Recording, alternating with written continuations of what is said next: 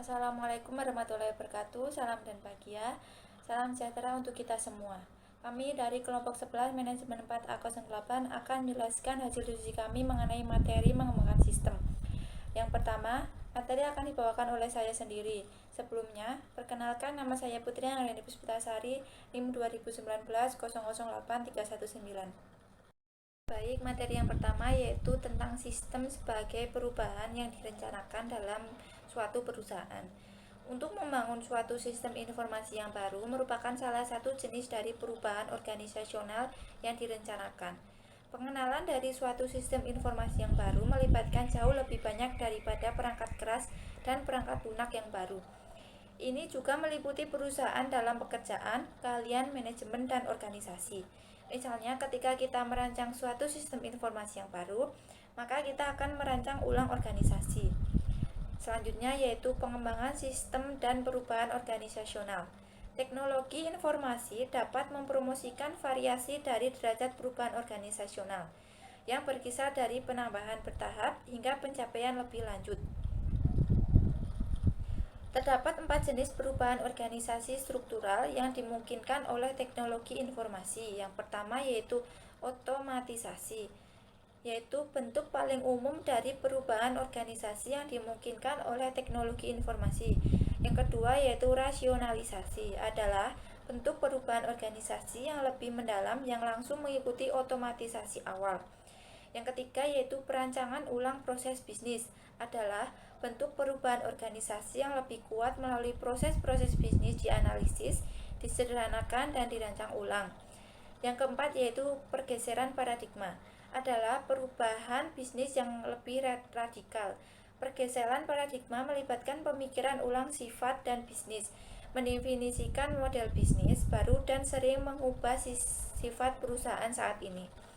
Selanjutnya yaitu pengaruh sistem informasi terhadap organisasi. Dari suatu sudut pandang teori ekonomi, pengaruh sistem informasi terhadap organisasi adalah yang pertama, teknologi sistem informasi merupakan faktor produksi seperti halnya modal dan tenaga kerja. Yang kedua yaitu IT mengganti biaya modal dan biaya informasi. Yang ketiga yaitu IT membantu perusahaan menekankan biaya transaksi. Misalnya jika biaya transaksi menurun, jumlah karyawan juga mengecil karena semakin murah dan mudah bagi perusahaan untuk membuat kontrak pembelian barang-barang dan jasa di pasar dibandingkan membuat sendiri produk dan jasanya. Yang keempat yaitu teori biaya transaksi menyatakan bahwa perusahaan berusaha mengurangi biaya transaksi. Yang kelima yaitu IT bisa mengurangi biaya agensi. Teori agensi mengatakan perusahaan memiliki ikatan kontrak di antara bagian-bagian yang harus diawasi dan dikelola. Dengan adanya IT ini memungkinkan perusahaan untuk tumbuh tanpa menambah biaya pengawasan dan tanpa menambah tenaga kerja. Selanjutnya yaitu peranan sistem informasi terhadap organisasi.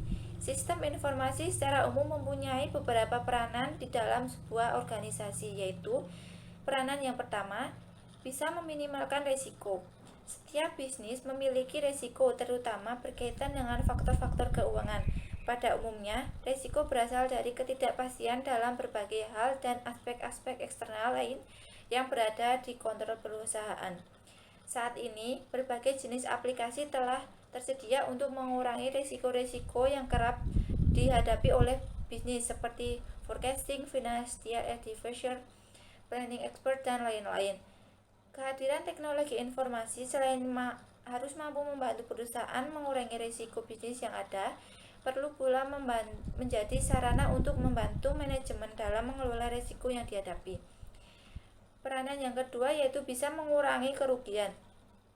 Salah satu cara yang ditawarkan teknologi informasi untuk mengurangi biaya-biaya kegiatan operasional yaitu eliminasi proses implementasi berbagai komponen teknologi informasi yang akan mampu menghasilkan atau mengeliminasi proses-proses yang dirasa tidak perlu. Sebagai contoh yaitu call center untuk menggantikan fungsi layanan pelanggan dan menghadapi keluhan pelanggan. Peranan yang ketiga yaitu bisa memberi nilai. Peranan selanjutnya dari teknologi informasi adalah untuk mencapai nilai atau value bagi pelanggan perusahaan. Tujuan akhir dari penciptaan nilai tidak sekedar untuk memuaskan pelanggan, tetapi lebih jauh lagi untuk menciptakan loyalitas sehingga pelanggan tersebut bersedia selalu menjadi konsumen untuk jangka panjang. Peranan yang keempat yaitu membantu arena bersaing. Perkembangan teknologi informasi terakhir yang ditandai dengan pesatnya teknologi internet telah mampu menciptakan suatu arena bersaing bagi perusahaan yaitu di dunia maya. Selanjutnya yaitu rekayasa ulang proses bisnis. Definisi rekayasa ulang proses bisnis ini adalah proses berpikir kembali dan proses perencanaan kembali serta mendasar untuk memperoleh perbaikan yang memuaskan atas performasi perusahaan mencakup cost, quality, delivery, service, dan speed dengan mengukur yang telah diteliti atau kontemporer. Selanjutnya yaitu kata kunci dalam rekayasa ulang proses bisnis. Kata kunci yang pertama yaitu proses. Proses yaitu serangkaian aktivitas yang mengubah masukan menjadi keluaran. Kata kunci yang kedua yaitu strategis atau strategic and value added atau strategi dan nilai tambah. Target utama rekayasa ulang proses bisnis adalah strategi dan nilai tambah untuk memaksimalkan tingkat pengambilan investasi dalam rangka ulang perusahaan mulai memfokuskan pada proses yang terpenting dalam perusahaan, yaitu tidak hanya strategi dan nilai tambah tetapi keseluruhan sistem, kebijakan, dan struktur organisasi yang mendukung proses. Kata kunci yang ketiga yaitu optimization of workflow and productivity in organization, yaitu optimalisasi alur kerja dan produktivitas dalam organisasi, yaitu meningkatkan produktivitas pangsa pasar, pendapatan, tingkat dan pengembalian investasi dan aset. Rekayasa ulang proses bisnis dapat diukur dari pengurangan biaya per unit. Kata kunci yang ketiga yaitu rapid, radical, and reduction atau cepat, radikal, dan perencanaan kembali, yaitu rekayasa ulang harus dilaksanakan secara cepat dan radikal serta merancang kembali proses bisnis untuk menghilangkan aktivitas yang tidak perlu. Sekian penjelasan dari saya. Materi selanjutnya akan dijelaskan oleh teman saya. Sebelum memulai materi, perkenalkanlah saya Anisya Wijaningrum, NIM 2019-008292. Di sini saya akan melanjutkan penjelasan materi dari Mbak Putri. Tujuan rekayasa ulang proses bisnis. Menurut Andrew dan Stalak, tujuan rekayasa ulang proses bisnis adalah sebagai berikut. Yang pertama, meningkatkan kemampuan organisasi dalam menghasilkan barang atau jasa yang khusus serta mempertahankan produksi massal. Yang kedua, meningkatkan kepuasan pelanggan atas barang atau jasa sehingga pelanggan akan memilih barang atau jasa perusahaan daripada perusahaan pesaing. Yang ketiga, memudahkan bagi pelanggan untuk melakukan bisnis dengan perusahaan. Yang keempat, memutuskan batasan organisasional, membawa pelanggan kepada saluran informasi melalui komunikasi, jaringan, dan teknologi komputer. Yang kelima, mempercepat waktu respon kepada pelanggan, mengeliminasi kesalahan dan ketidakpuasan, serta mengurangi pengembangan barang atau jasa dalam waktu siklus pabrik. Yang keenam, memproses permintaan pelanggan yang lebih dan peningkatan volume dari setiap pelanggan serta menetapkan harga value driven untuk pelanggan tanpa mengurangi profitabilitas. Yang ketujuh, memperbaiki kualitas kerja dan kemampuan individu dalam memberikan kontribusi pada perusahaan. Dan yang terakhir, memperbaiki pembagian dan kegunaan pengetahuan organisasi sehingga tidak tergantung pada keahlian beberapa orang saja. Selanjutnya, prinsip rekayasa ulang proses bisnis. Dalam melakukan rekayasa ulang proses bisnis, haruslah berdasarkan pada beberapa prinsip rekayasa ulang proses bisnis, yaitu yang pertama, mengorganisasikan hasil dari seluruh langkah dalam proses, bukan hanya satu langkah saja. Yang kedua, orang yang mengusulkan desain proses baru tersebut harus bisa melakukannya dengan tepat. Yang ketiga, pekerjaan dalam memproses informasi diusahakan menjadi kerja nyata yang menghasilkan informasi akurat dan dibutuhkan. Yang keempat, sumber-sumber produksi yang letaknya menyebar harus dibuat agar seolah-olah disentralisasikan. Yang kelima, lebih menghubungkan aktivitas paralel daripada mengintegrasikan hasilnya. Keenam, meletakkan titik keputusan di mana pekerjaan tersebut dilakukan dan menentukan kontrol atas proses tersebut. Dan yang terakhir, menerima informasi satu kali saja dibandingkan menerima informasi berulang kali. Tahap dasar dalam rekayasa ulang proses bisnis. Tahapan dasar dalam rekayasa ulang proses bisnis terdiri dari 3 R, yaitu yang pertama, rethink, adalah memikirkan kembali tujuan yang akan dicapai saat ini dengan asumsi yang diperlukan untuk menentukan apakah tujuan tersebut masih bisa digunakan pada komitmen yang baru untuk memenuhi kepuasan pelanggan di waktu yang akan datang. Yang kedua, redesign, mencakup analisis tentang cara organisasi dalam memproduksi barang atau jasa, bagaimana struktur kerjanya, siapa yang menyelesaikan suatu tugas tertentu, dan apa hasil yang dicapai masing-masing prosedur tersebut. Yang ketiga, retool, mencakup evaluasi tentang keuntungan atau manfaat yang diperoleh dari teknologi mutakhir yang digunakan, khususnya pada Electronic Word and Data Processing System, untuk menentukan kemungkinan merubah teknologi tersebut agar kualitasnya meningkat. Perencanaan ulang proses bisnis. Banyak bisnis saat ini mencoba untuk memanfaatkan teknologi informasi untuk meningkatkan proses bisnis mereka. Beberapa dari sistem-sistem tersebut memerlukan proses secara bertahap, akan tetapi yang lainnya memerlukan lebih banyak perencanaan kembali proses bisnis yang luas. Untuk menangani perubahan-perubahan tersebut, maka organisasi lebih berada pada manajemen proses bisnis. Manajemen proses bisnis atau Business Process Management (BPM) sendiri menyediakan berbagai macam alat bantu dan metodologi untuk menganalisis proses yang telah ada, merancang proses yang baru, dan mengoptimalkan proses-proses tersebut. BPM tidak pernah dimasukkan karena proses peningkatan memerlukan perusahaan yang terus-menerus. Langkah-langkah manajemen proses bisnis. Perusahaan yang menjalankan manajemen proses bisnis harus melalui langkah-langkah berikut ini. Yang pertama, mengidentifikasi proses untuk perubahan. Salah satu strategi keputusan yang paling penting oleh suatu perusahaan bukanlah memutuskan bagaimana menggunakan komputer-komputer untuk meningkatkan bisnis, akan tetapi memahami proses bisnis apakah yang memerlukan peningkatan. Para manajer perlu menentukan proses bisnis apakah yang paling penting dan bagaimana meningkatkan proses ini agar membantu kinerja bisnis. Yang kedua, menganalisis proses-proses yang telah ada. Proses bisnis yang telah ada akan dibuat model dan didokumentasikan, mencatat input, output, sumber daya, dan urutan aktivitas. Yang ketiga, merancang proses yang baru. Ketika proses yang ada dipetakan dan diukur dalam hal waktu dan biaya, maka tim yang merancang proses akan berusaha untuk meningkatkan proses dengan merancang yang baru. Proses baru yang menjadi lebih efisien akan didokumentasikan dan dibuat model untuk perbandingan dengan proses yang lama. Yang keempat, mengimplementasikan proses yang baru.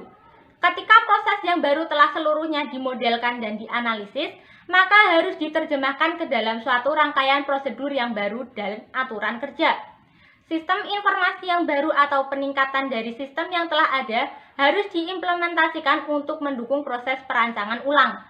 Proses yang baru dan sistem pendukung akan diluncurkan ke dalam organisasi bisnis sebagaimana bisnis mulai menggunakan proses tersebut, maka permasalahan menjadi terselesaikan dan teratasi.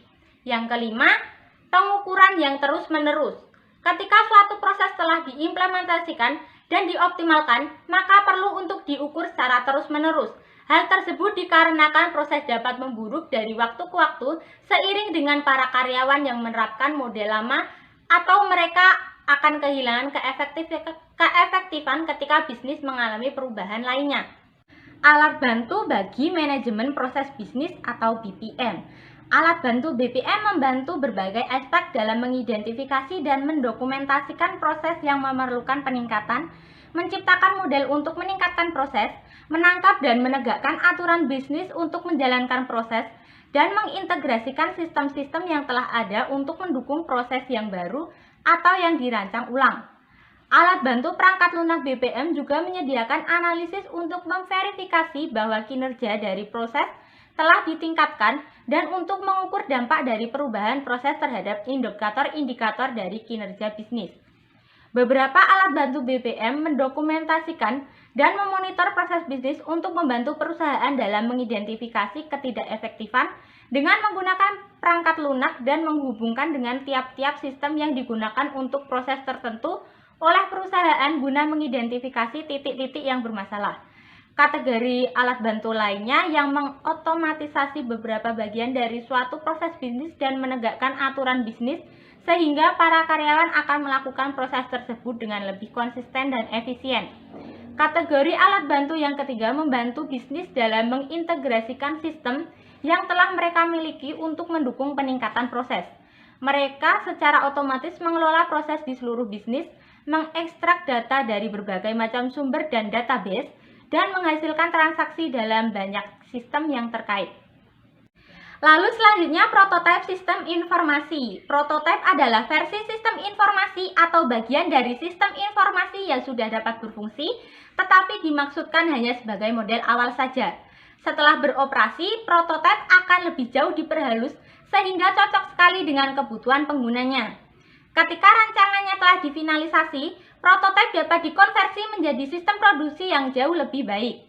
Proses untuk membangun suatu rancangan pendahuluan, mencobanya terlebih dahulu, menyempurnakannya, dan mencoba kembali telah dinamakan dengan proses pengembangan sistem yang berulang. Karena tahap-tahap yang diperlukan untuk membangun sistem dapat diulang lagi dan lagi.